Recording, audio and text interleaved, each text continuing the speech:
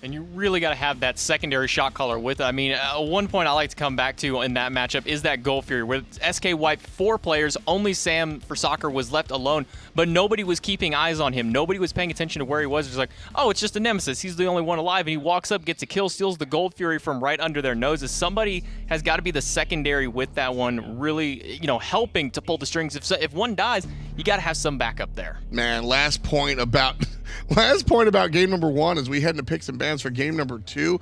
I didn't even like the Nemesis selection into this draft. Me neither. And it goes 10-2 in a million. Sam has played so well. Sam has played better than Paul so far this week. Which is outlandish to me. Again, me personally, I did not buy any Sam stock. As much stock as I bought in Paul, and as much stock as I still had in the bank from Zapman years ago, that's how much stock I didn't buy for Sam. And boy, non-buyer's remorse, I'm feeling it. He is absolutely crushing it this lane. Sam is really stepping up from his debut back in SPL when he started up onto the Eagle roster. He has really gotten a good groove here with this Trifecta squad. Maybe not necessarily the leader that they need, but he's definitely the jungler that they need. Sam has been playing really well, and I have been a believer in Sam since you just watch what his transformation has been from coming to the Pro League last year, wasn't quite ready.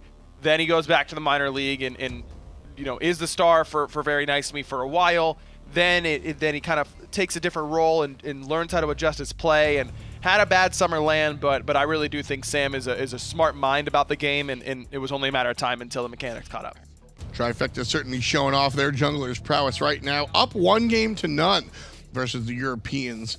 Mercury going to be banned out by Trifecta. They still have one more to go, but option on SK's side, the Jingwei and the Freya ban.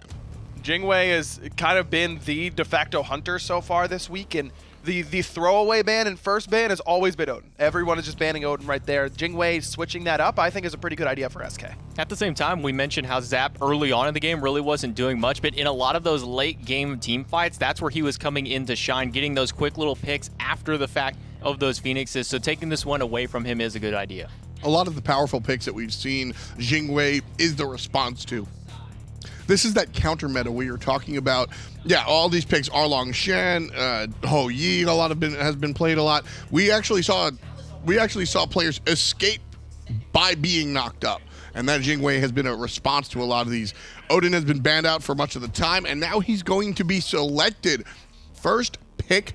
Odin changes the way that you have to draft. He really changes the game from minute 1. That's the big thing about Odin, is now this kind of is a deterring factor for Trifecta. They can't draft too much healing. They also can't draft too much low escape from the cage. But as we say that, their first god going to be locked in as Terra. But at the same time, it's not too bad of an option. I think the bigger thing about Odin right now is that if you put Odin in support, he's forcing your support into a lose-lose situation. You either don't buy Phantom, in which case every cage kills you, or you do buy Phantom, and then you don't have Sprint for his horrific emblem, and you die at level 1. And there's not a whole lot that you can do in that laning phase without rotating over help. And that is something that teams haven't really been willing to do up until now. So I wonder where Trifecta is going to go with this. And if I'm SK, I'm slotting this into support right away, because I feel like that is one of the strongest things about Odin right now is the fact that you force the enemy support into a lose-lose. I think that's the best spot for Odin right now. When he's in that solo lane, he doesn't rotate early enough. His presence isn't made known. In that jungle, you like it.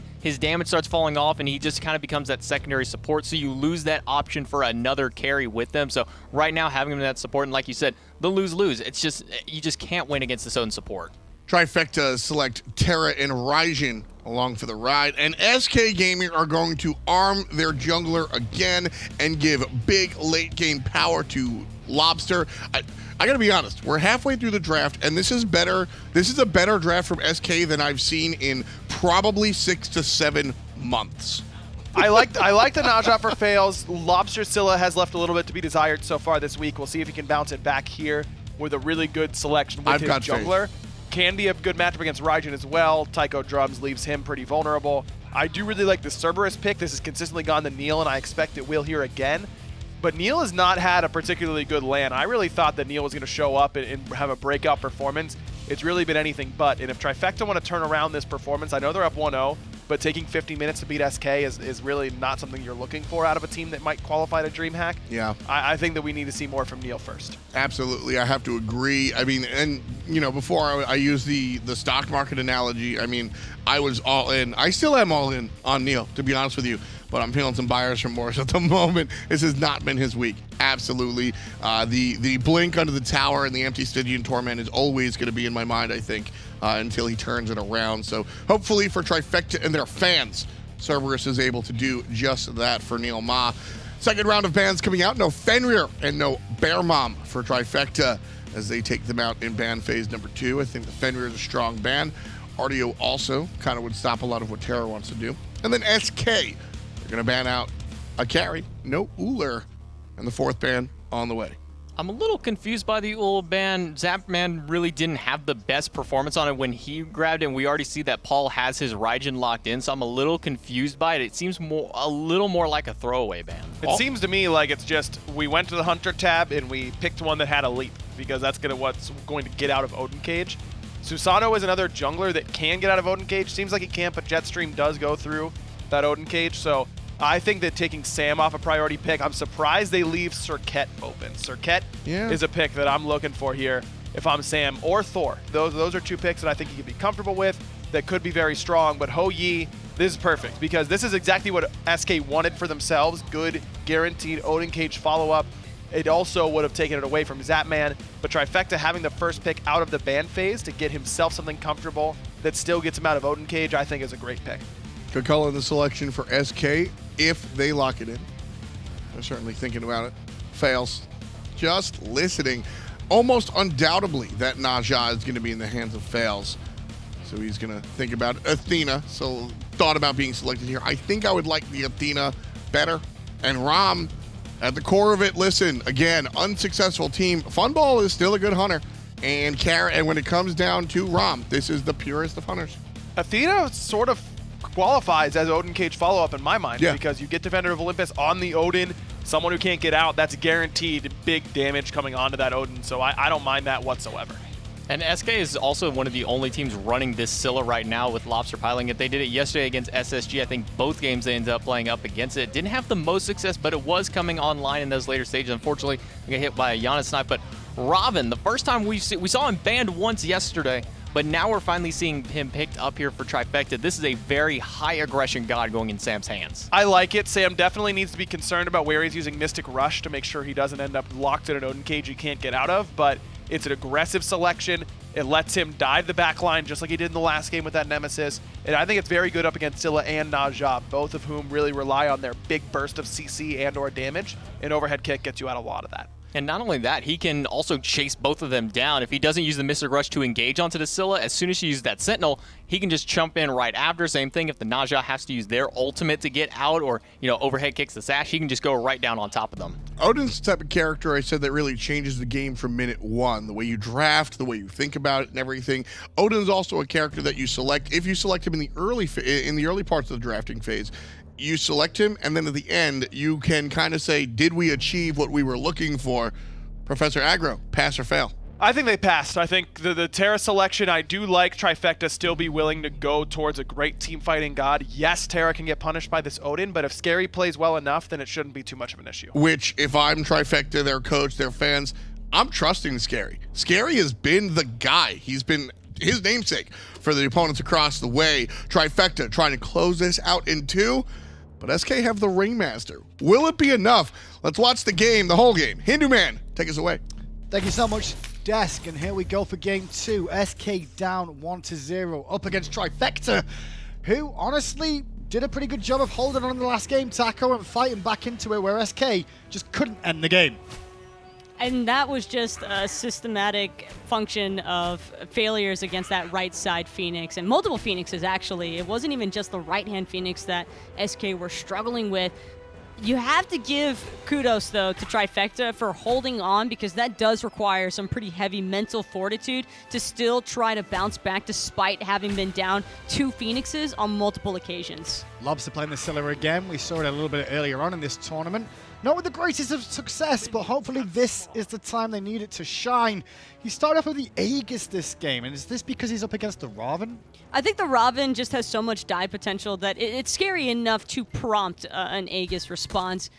Plus, on the Scylla, you do have your dash escape, and that alone is usually going to be enough to get Lawbster out of any sticky situations.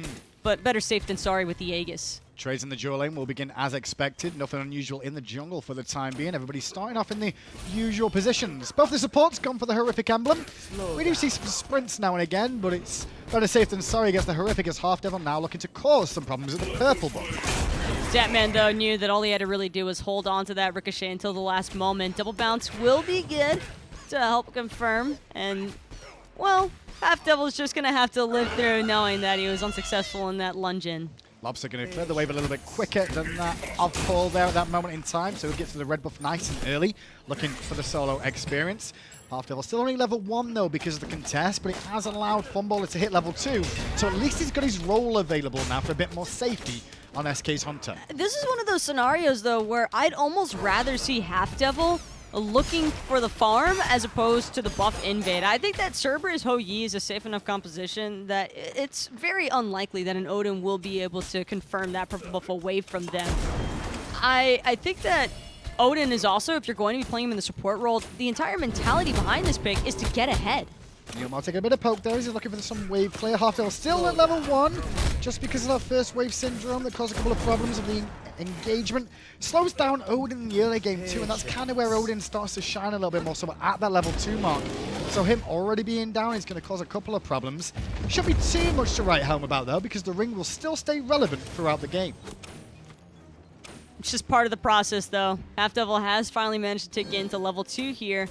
But SK, I'd imagine this to be a little bit more of a slow-paced match than last time around in Game 1. They're not really looking for the same sort of snowball factors here. I think their composition just geared towards the late game because you've got Faeles with the Najah, sure, but Lawbster's not going to really have that follow-up execution with the Scylla I'm a Monster until later on in this game. Yeah, we've seen a couple of ultimates out from the I'm a Monster recently, and they tickle a little bit more so these days, just because supports that generally get focused in the early game with a bit more magical defense. NeiruMah taking more damage than bargained for though, and he may actually just fall down to that. The bird bomb will be good enough. Actually, no, the bird bomb just delete from Halfdevil, and now Zap forced out of the fight too. A good early kill for SK Gaming. A great recognition there from Halfdevil to realize that NeiruMah, still being level 2, hadn't actually picked up that leap. He had the paralyzing spit and the ghastly breath, I believe, which is the main reason why he got trapped inside all those minions. Halfdevil now looking at the purple buff for the time being, trying to steal this way as well.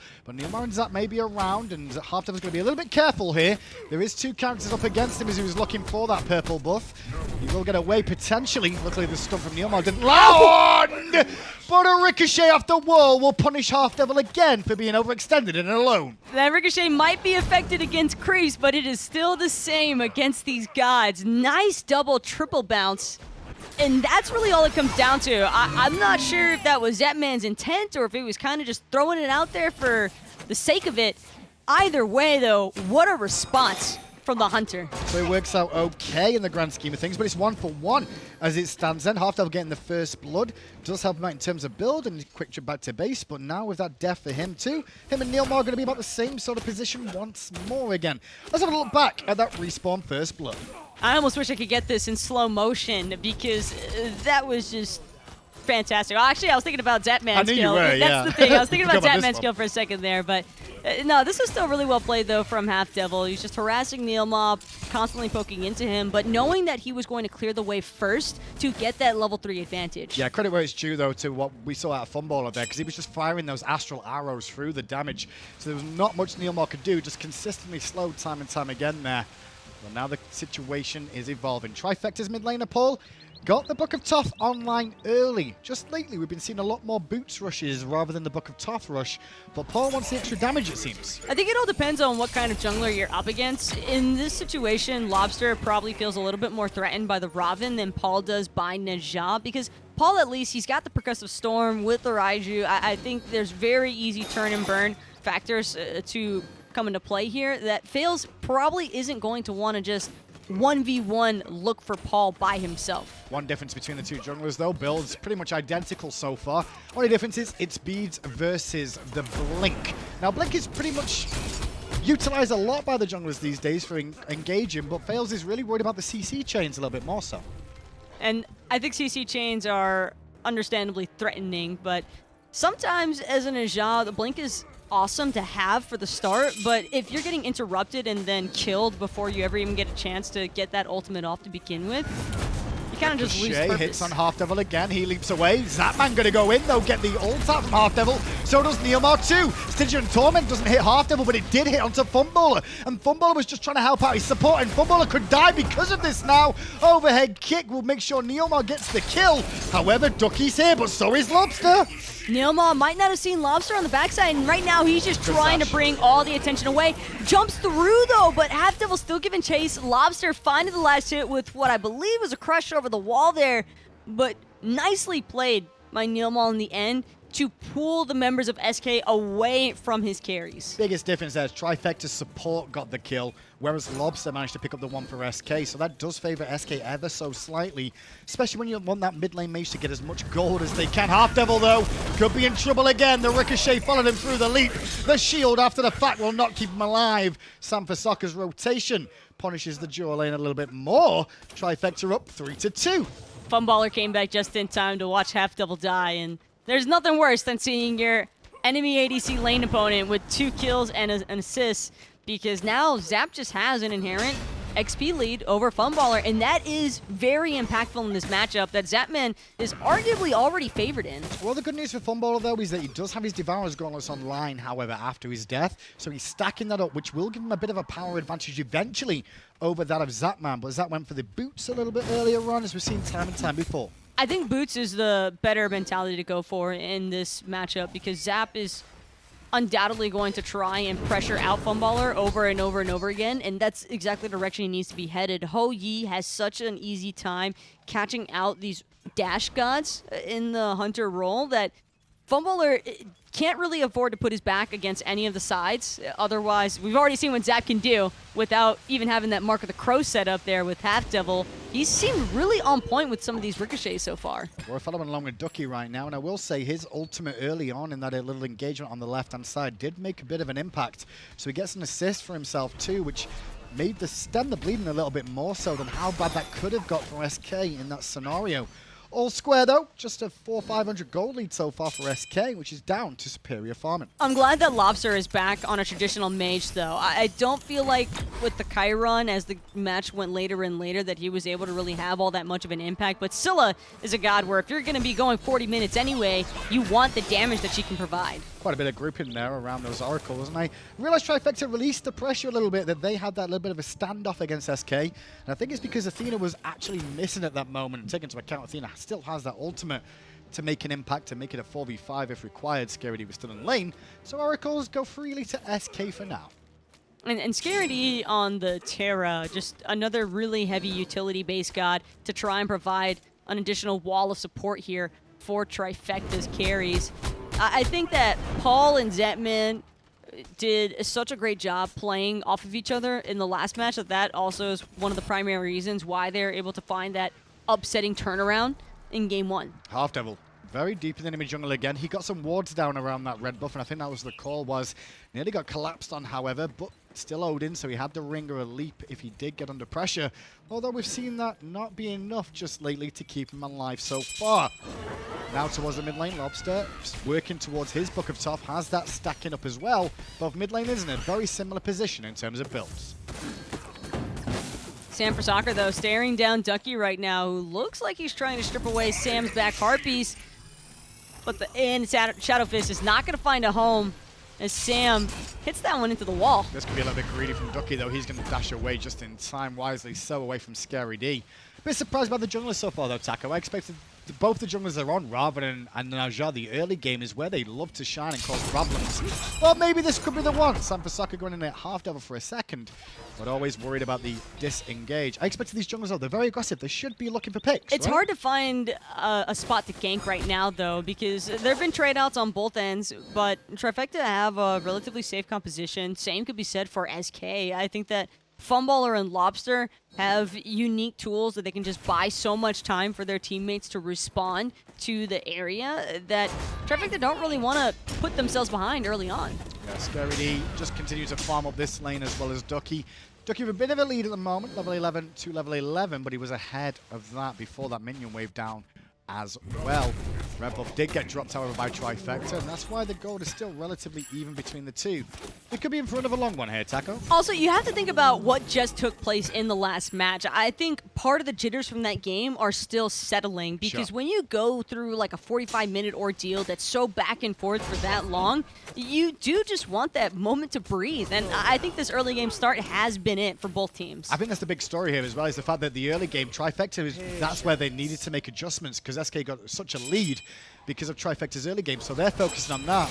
While SK, well, they've got to focus on their late game and keep the early game the same. Faeles, though, has taken a ton of damage here. This ultimate will keep him alive for now. Lawbster actually securing the kill after the fact, but it's 1 for 1, and the Iron Monster didn't find Paul, but Funballer will at least secure that kill. Beautifully played there by Funballer to follow up with the Astral Barrage, and Lawbster's not done just yet. Zapman's still trying to be on the escape. He's going to get forced out of his purification beads, maybe expecting Ducky to be following up with the dash taunt, but catastrophe strikes for Trifecta, and what looked like was going to be a solid pick on the Faeles. See, my Faeles is out of position, but that ultimate bought the time for SK to get in position. Now SK can look at this gold fury, and Scary D, who has finally got over to this side of the map, is getting zoned away by Ducky. SK Gaming take an early gold fury and take the lead in this game. And that is the kind of start that SK were trying to generate, and that's the main reason why they also chose to play things safely, because Lawbster is just collecting stacks in comparison to Paul. Paul is 0 stacks right now on this Book of Thoth. He's completed. He's completed Don't it, worry, excuse me. Yeah, That's sorry fine. about that. I saw the you're little good. swirl at the last minute there. It's But been a weird day, trust me. getting those stacks into the Book of Thoth is the main reason why. Fails, no ultimate this time, and I cancel that. He actually did have his ultimate. Will take Sam up again. On landing, where's the follow-up damage? Great taunt from Ducky, time to peel. And Sam can't find the damage on Faeles. He has to ult away. Ducky's still fighting. Faeles was thinking about coming back in, but now that NeiruMah turned up, it's going to slow things down for a minute. Ducky gets his blue. Everybody limps. It's almost looking like a detriment to try and commit onto Faeles, because every single time he's just turned and ulted whoever it is that's aggressed onto him, and it's been Sam for Soccer both times now where he's just found himself nearly dying, if not dead. And I'm looking at the SK composition, Taka. We've mentioned it a couple of times, but Naja, Scylla, one of the classic compositions we've seen time and time again. The combination of ult into ult, so impactful, does a ton of damage, and easy to secure every single time.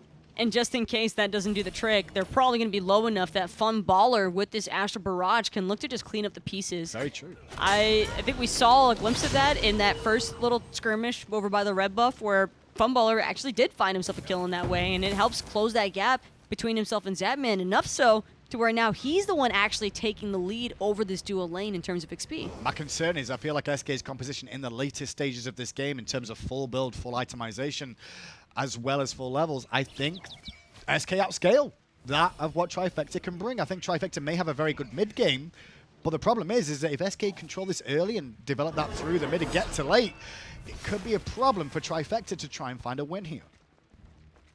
Trifecta, though, might be sweating just a little bit after these first couple of engagements. I don't think that they're going to be looking to stack up nearly as much because they were all waiting in the same little area for Faeles to come down in, and Naja ult can work both ways. You go up into the air, sure, and your teammates can help you out with finding the kill at the ground, but the enemy team has just as much punish, except Paul with this Raijin might not be as devastating as a Scylla. That's true, that's true. It just takes a little bit longer for that damage from Paul to really make a difference, with it being a little bit more over time with all those abilities there.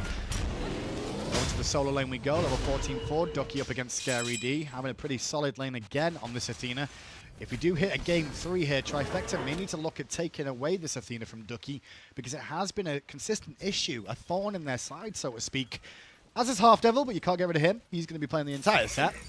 I don't even think, have we had a chance to see? No, Faeles and Ducky haven't even really had chances. Scary D under a lot of pressure now. Has no Phantom to escape this ring, so surrounded. And even Lawbster making the rotation over here. Remember, the Gold Fury's already dead. The pings from Trifecta are like, hey guys, let's go do gold. Oh wait, the gold is dead. We'll have to settle for oracles. Good rotation out of SK. Nicely abused the situation. Lawbster had the zoning sick him. In case Scary D Just in tried to case. go over to the right, he had that area closed off entirely. But good pick, though, from SK. I wouldn't have expected much to come out of that, considering that it was just Halfdevil and Ducky initially. But once Faeles joined the fray, it was basically over for Scary D. So, as well, I mentioned no Phantom there, but at the same time, looking at the comp Trifecta have drafted, they don't have to commit to a Phantom because a lot of people have escapes from that ring. However, an upgraded Phantom would make an impact as well against the damage that Faeles and Scylla would do because it is percent-based, and so it'd keep you alive a little bit longer, potentially. See, I'm on the opposite end of that. I want to see a Phantom, no matter what, from Trifecta. I don't care if it's Sam who has to pick it up or if it's NeiruMah. They're the only two that have that option anymore. But I think one or the other has to get it because SK have enough consistent slows that even if Trifecta were to use their escapes, that doesn't necessarily mean that they're going to be out of range of that Odin cage. 10 kills in 15 minutes so far. Gold lead is about 4,000 in favor of SK Gaming. A little bit slower paced in terms of kills than last game, because I'm pretty sure we're in minute for minute, but Lawbster, looking at the Pyromancer with his I'm a Monster, times it nicely to secure it, but Trifecta were well aware of what happened there, so they know it's on cooldown. However, look at Halfdevil behind Zapman. Zapman going to throw out the Sunbreaker, having expected Halfdevil to be diving in with that Bird Bomb. Zap knew he had to just clear that wave as quickly as possible to keep himself safe and sound underneath his tower. Yeah, if that was a warrior solo laner potentially and not a support warrior here, could have been a bit of a different story in terms of damage. Halfdevil under pressure, leaps away, but straight towards Zapman. Drops the ring, Scary D was there. Gets the root off, and the damage from Paul's going to be good enough for the kill. Funballer 2 now rotated on as the whole army of Trifecta are here. Ducky had his ultimate, didn't use it at all. Faeles and Lawbster have now shown up to the party to discover the dual lane is already dead right around the time the Gold Fury has spawned. And Lawbster is still without that I'm a Monster because he just expended it for the Pyromancer. Trifecta are looking for this power play now.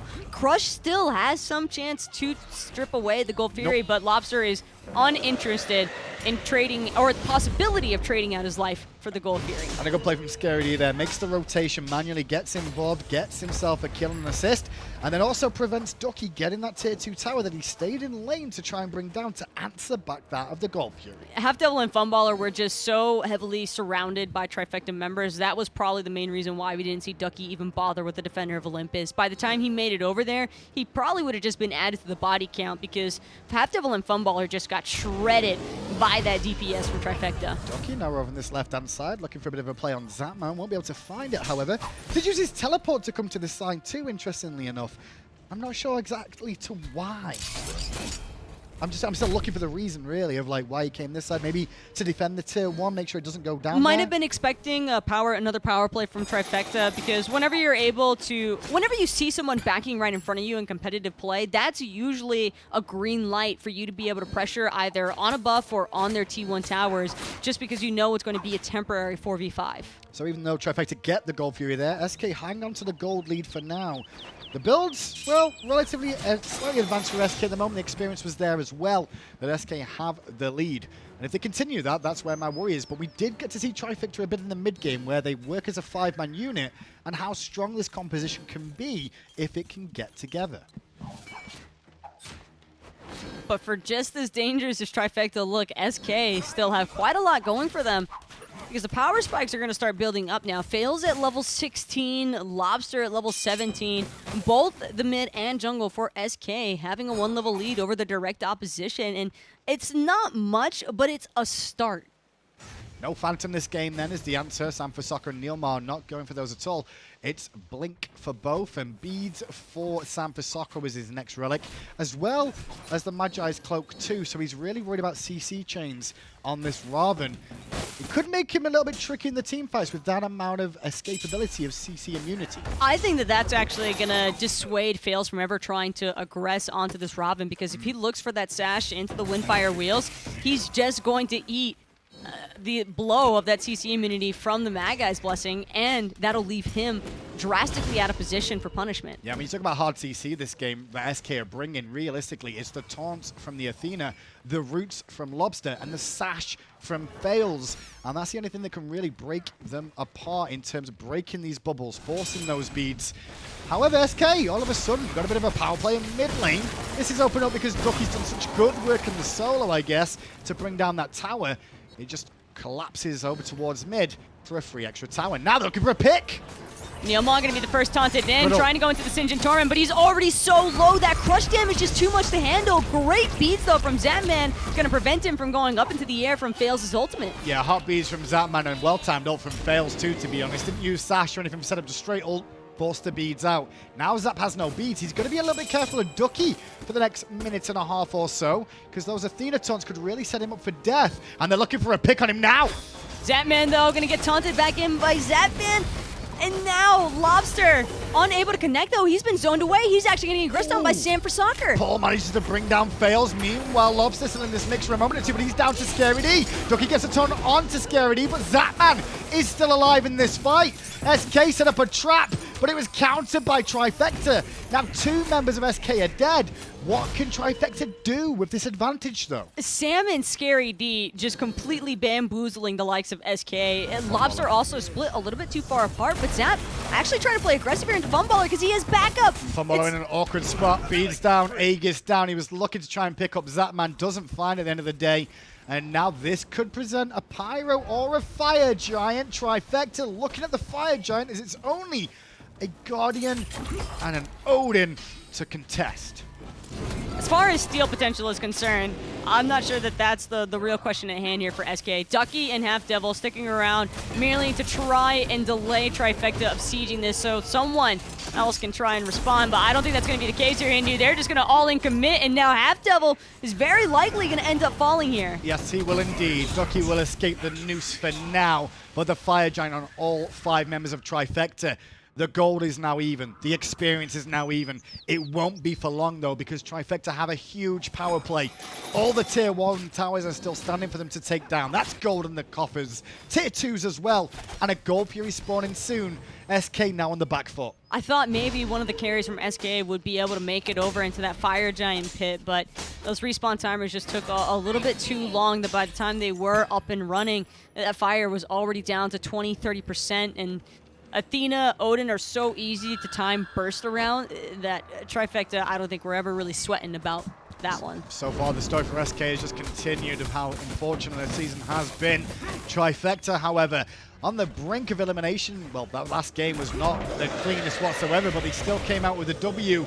And now they're looking to get the second one and get out of this set as quick as possible. At the moment, though, they've still got the towers to take. Do we see SK defend any of these towers, Taco? The T2s, yes. The T1s, there's zero reason really for SK to try and take up a stance underneath those, because if they get picked out of position on their T1s, then they're most likely going to end up losing the Phoenix of that lane also. But at least underneath the T2s, they can kind of get a damage assessment for their squad. If they find a really nice Faeles Blink ult, possibly into the I'm a Monster, then Lawbster has a real opportunity to bring down the likes of Paul or even Zapman, and that could put a halt to Trifecta sieging. Very respectful pathing from Trifecta there, but NeiruMah blinks in, gets his ultimate off, but still taking tower shots, and Ducky may get the kill. Lawbster's I'm a Monster on Paul didn't do a whole lot of damage at all. Lawbster ate more from those monkey barrels than anybody else. Meanwhile, Ducky is contesting against Zap and Scary D, and that won't last long as Ducky has to fall down. Halfdevil is here, has his ring available, but this team's dead, and so are their ultimates. And this is part of the dangers of trying to take stances underneath these T2 towers. Halfdevil going to be forced to jump away, but that cage just came out so early. Sam for Soccer going in immediately with the Mystic Rush, but he's not going to be able to connect. Tier 2 tower should fall in the mid lane, and Trifecta have a decision left or right. It's going to be left for now as the red buff is available. They could look for the Tier 2 now on the left-hand side as they do have a couple of minions still there. Plenty of health bars at the moment, healthy characters, and about another minute and a half left on this Fire Giant. It's going to be push for the T2 here, secure this back to base, buy everything that you possibly can, and then make one last final push on the right-hand side That way, by the time they're done taking the T1 and T2 from the right-hand side, the Fire Giant will be very near to respawning. Let's have a look at the gold lead then and just see how Trifecta have managed to change this game. Remember, at the Fire Giant take, it was all even. Now it's a 6,000 experience lead and a 5,000 gold lead. And that experience, Taco, still matters because not everybody is level 20. Not everybody's level 20, but more importantly, it's the items. The gold is what really counts when you're looking at the composition that SK are running. Yeah. And Lawbster, having just finished off that Obsidian Shard, probably wishing he had it when he initially used that I'm a Monster onto Paul in front of the T2 tower. I think he was looking for a target. Did he use the CC immunity for safety, I guess? He used the CC immunity, I think, because he thought they were going to be able to find a pick, but then was pushed back from Sam for Soccer and Scary D showing up to the engagement. And then when he saw Paul on the sidelines, he figures, I'm a Monster. I might as well put out as much damage as possible, but it looked like he was just tickling Paul. It did look like a little bit of a tickle there, I must agree. Terra on the right-hand side going down for Trifecta now. As you'd expect, uncontested. SK trying to answer back on the left by looking at a Tier 1 tower. But that should be a sign for Trifecta to get a bit more aggressive with this Tier 2 and not have to worry about much of a defense coming out from SK this time around with the Tier 2s. With the Fire Giant now falling off, however, the dance of the next Fire Giant may begin. If you SK, do you try and contest the Fire Giant? You must, I think right? SK has to contest the Fire Giant here, because if they give up this next fire, then they're basically admitting to defeat here from Trifecta. I don't think that this game is in a position right now where they don't have any chance of being able to win a team fight. I mean, we have suggested and talked about the fact that SK do have a better late game team composition, but they're not in the late game yet. Not everyone's full build. That's where the awkwardness could come, where Trifecta have this momentum for the time being, but they've just relieved a lot of pressure around this Fire Giant at the same time, and this is a chance for them to get wards down as SK. However, I say that, yet there's no one with a ward in the inventory of SK, no sentry to clear out the wards that Trifecta have, so there's no pressure that SK can put on this map. Interesting, surprising, unfortunate. It is. It really is. At the end of the day, though, this is just the position that SK are left in. And you kind of just wonder where it all really went wrong for them. I think it honestly does boil down to that T2 shove from SK where they were trying to pick out Zapman, but Lawbster was just a little bit too far away that he had to expend his Scylla escape to get closer. And by the time he came back in, Sam for Soccer and Scary D had the perfect ambush waiting for him. So SK was just split in the engagement, and their comms probably got a little bit too muddled there that Trifecta were able to come out on top. Look at this though, SK now have vision around the Fire Giant pit, and they're the ones in control of it, waiting for Trifecta to come in. Patiently so though, Trifecta just watching at distance. NeiruMah has clear vision that the Fire Giant is safe for the time being, as all the red pings are on the map to let you know whereabouts the wards are at the moment that SK have placed. Knowing where the wards are means those sentries will be of more use. There's only 3 of them in the inventory right now, and the ward at the Fire Giant, the most important, is Ducky dashes in. And he's going to catch NeiruMah's ultimate for it. Stingy and Torment already haven't been expanded, but Paul is just tearing through Halfdevil right now. He doesn't even look like a tank in the slightest. Scary D, though, meeting the same fate as Halfdevil there pretty shortly after. Just brought down into the I'm a Monster. Nice execution between Lawbster and Faeles. Definitely a big win for SK Gaming there, because Halfdevil, after the ring, that's all he was really bringing at that moment in time, whereas Scary D, that ultimate, that sustain, the extra control he was bringing, definitely more impactful. So that's just going to slow things down for a minute. SK not comfortable at trying to do the Fire Giant now, as they've got to do the ward battle once more, because all those sentries down from Trifecta have limited the vision of SK and the control around the pit. And it's interesting, too, because Trifecta used every single one of their ultimates, and they only found 1 pick for it. But on the side of SK, it was really only 3 that ever got expended. Funballers, though, can be a little bit more complicated in terms of knowing when to utilize it. Same for Duckies, too. I don't think if he ulted onto Halfdevil there, maybe he may have lived, maybe he wouldn't have died. However, looking at the minimap right now, keep an eye on that left-hand lane. There is a huge chunk of minions piled up, but I think that's why we're seeing Ducky base at the moment too, because he can at least get back to this team fight if he needs to. It is the benefit of having these global rotations to make sure you don't lose free towers or phoenixes, or the free gold that comes with this, which is definitely still needed by SK.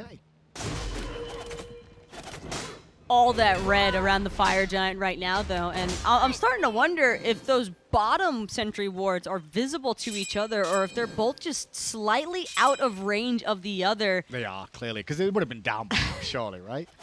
I do like those wards, though, and it's a support game more often than not because nobody else wards in Smite, except at the professional level, of course. But you do get those little ward battles where you're like, you've got a sentry here, well, I'm going to place it here, and you can't see it. Halfdevil gets seen by Trifecta there and jumps away from the route of Soccer. Trifecta have control of the fire giant pit, as we've mentioned, and now it's SK's turn to sit back a little bit. Everybody's respawned. Relic situation, we're only really waiting on the horrific emblem from Halfdevil, and we're all tied up with everyone having ultimates and relics available. The problem is with 2 Magai's Blessings onto Scary D and Soccer, it's up to Ducky to try and pull them. And that's why we see him going forward with these dash taunts, but it's risky business for Ducky to be pushing so far ahead of everybody else and using that Athena dash as well. I feel like it's only a matter of time before Trifecta start fighting back. Well, he still has the blink, but there goes his Magi's Cloak, and Paul's going to pop the ultimate. Didn't find a target, however. Halfdevil went to the backside, looking towards Soccer and Zapman. He's going to disengage too. Paul dashes to the right-hand side, trying to chase down Lawbster, and they're all looking at Lawbster. Papa Lob under pressure, uses the Iron Monster, and gets away. Fails his sash on Soccer, causing some problems as the Iron Monster is consumed on NeiruMah. Rama in the sky, looking for the snipes, hits 2 of the 3, but it's not enough to kill the Cerberus alone. Faeles has to go in and commit, but that was a tank for an assassin, and I don't know if that was enough or worthwhile. I think I'd rather have Faeles still alive as opposed to NeiruMah here, because now Trifecta have a chance to try and pressure away this fire giant. A large part of the reason why they don't want to go in right away is because they're concerned about getting caught out by the Najah. So if Faeles dead for another 40 seconds or so, I'm expecting Trifecta to back, spend whatever gold they might have in hand, and then come in with more sentries to look for another power play here, because a Lawbster is only half of the puzzle. He still needs Faeles, I think, if he really wants to be as effective with this Scylla. I do know, though, that this moment in time, even with the dead being on the map, just those 2, the amount of relics and ultimates consumed in the last engagement is going to make everyone play a little bit safer, you'd expect, because nobody having beads available or the CC immune ultimates, this will just be a dance around. These Magi's Cloaks very important during these situations because it does allow you to get the vision with a little bit more safety.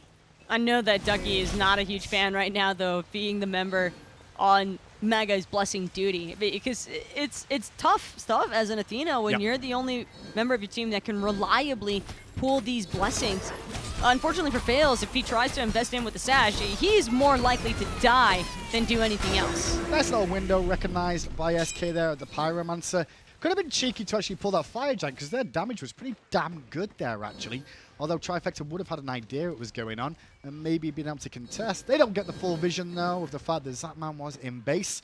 You can see the pings on the left-hand side, however, as the minions for SK Gaming are doing their bit, too. They're going to try and get a little bit more gold in the coffers and open up another Phoenix of Trifecta's side of the map. Halfdevil, though, having to use that bird bomb away a little preemptively here. Probably not expecting all 4 members of Trifecta to try and collapse on him right then and there, but it's just pussyfooting between the 2 teams. Neither side really wants to commit to this fire giant because they know they'll be at a disadvantage. Well, I mean, look at Paul and Halfdevil. Neither have the relic to save themselves, really, with the beads. Bit of an engagement coming out. Paul's ultimate not going to be able to do much against the ring that's preventing him. Soccer blinks it on Funballer, though, and Funballer gets away from the danger. I'm a monster from Lawbster, hits onto NeiruMah as Rama goes to the sky too. Paul on a rampage, and Sam takes down 1. Paul takes 2. Trifecta win the fight. Huge. Faeles is just trying to dance around as long as he can.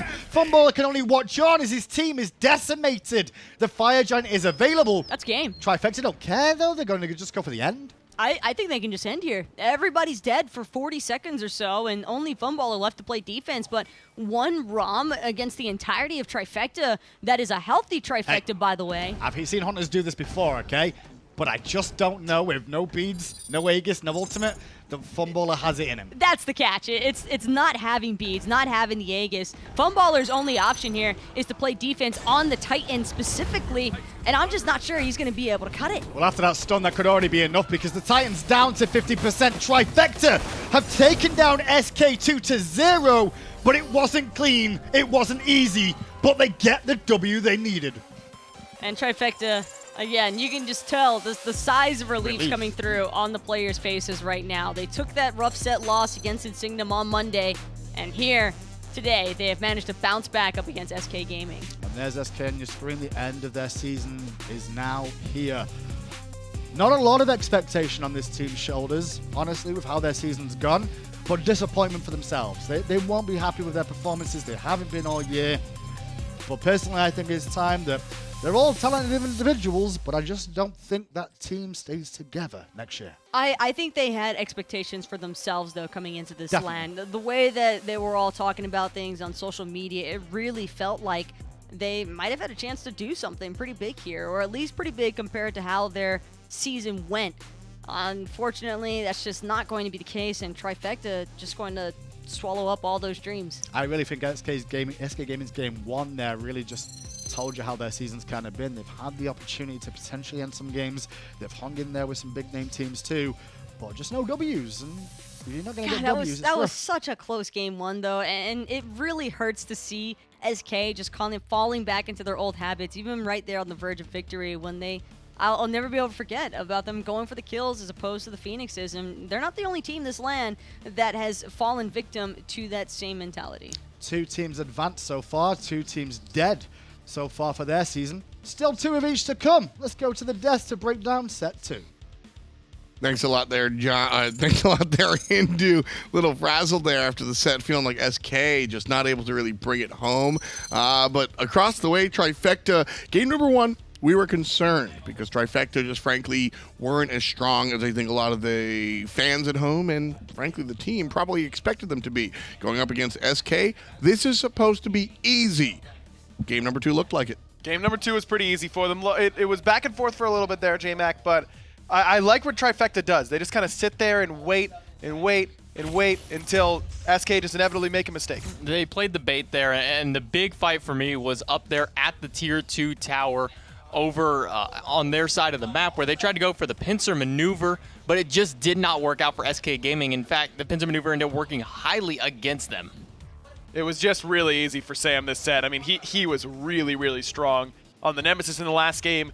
That fight where Trifecta ends the game, it's because Sam ends Lawbster basically instantly, also forced Funballer out of that fight. Now look at the builds, thanks to the Access replay after game stats. I mean, everybody's able to buy these expensive items. I mean, you see Paul with a Mantle of Discord. The amount that these guys were really ahead here, just fantastic. Lawbster only doing 10K just isn't enough in a game like that where it's a lot of poke battles back and forth. And I get it. I mean, Trifecta's playing well around the Scylla. Lawbster and Faeles had a really good combo by Red Buff very early on in the game that earned SK a Gold Fury that really looked like it was going to be Trifecta's fight. Those two combined to make it happen.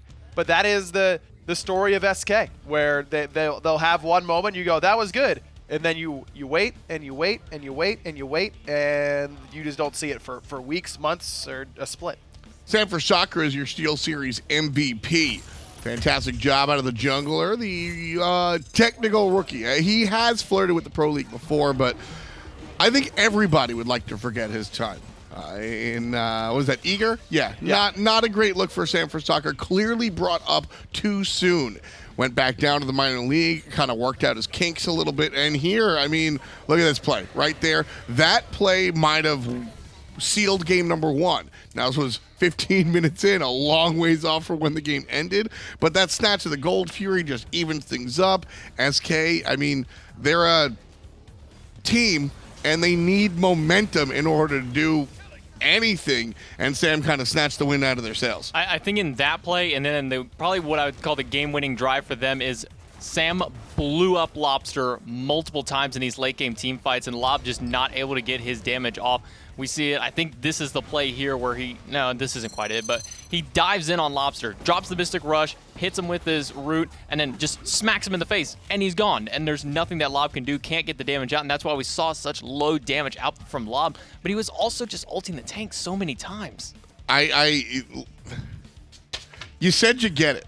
10,000 damage from Scylla. You said you get it. I don't get it. I don't get it at all. I don't get this SK Gaming team at all. This is a team filled with veterans. Funball and Lawbster have been playing the game forever. Halfdevil, sure, maybe they have problems in the support role. This team needed to do better in Season 5. They disappointed their fans. They disappointed themselves. I'm sure that they are not feeling adequate because their gameplay wasn't adequate. Moving forward into the Season 6, this is a team that needs to heavily look at their roster, walk in different directions. Do not come back Season 6 with the same roster. You're not good enough. SK need to internalize that.